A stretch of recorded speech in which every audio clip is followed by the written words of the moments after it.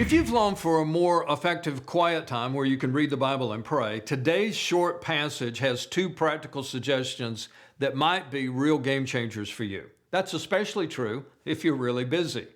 It did not take long before Jesus was incredibly busy. Once people realized he was a miracle worker, he had almost no rest.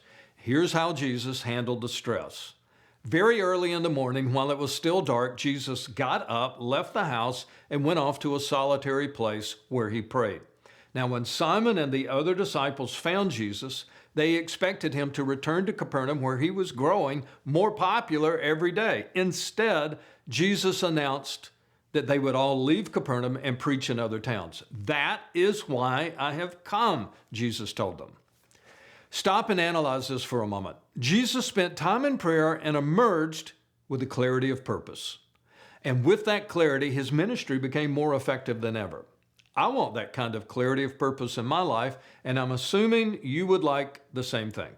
So let's imitate the simple steps Jesus took to have a more effective prayer life. If we're following Jesus, the idea is to do the same kinds of things Jesus did. It's not rocket science. Just break it down.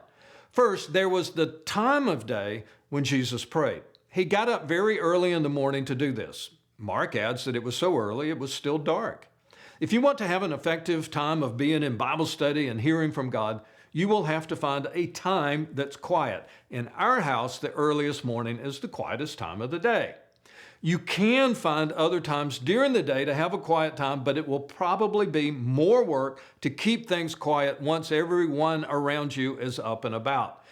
The morning is also good because when you're done reading your Bible and praying, the entire day is in front of you. You will go into your daily schedule with words from the Bible in your head and a refreshed spirit in your heart because of your time of prayer. And that's a great way to start the day. Do this on a regular basis and you will find the clarity of purpose that we all need. So finding a quiet time to read the Bible and pray is the first step. The second practical step is to find the quiet place. Jesus got up, left the house, and went off to a solitary place. We know from some of the other stories about Jesus that he loved to go to the mountains to pray. Luke tells us that he once spent an entire night praying on a mountain. The area around the Sea of Galilee, where Jesus spent most of his ministry, is surrounded by small mountains.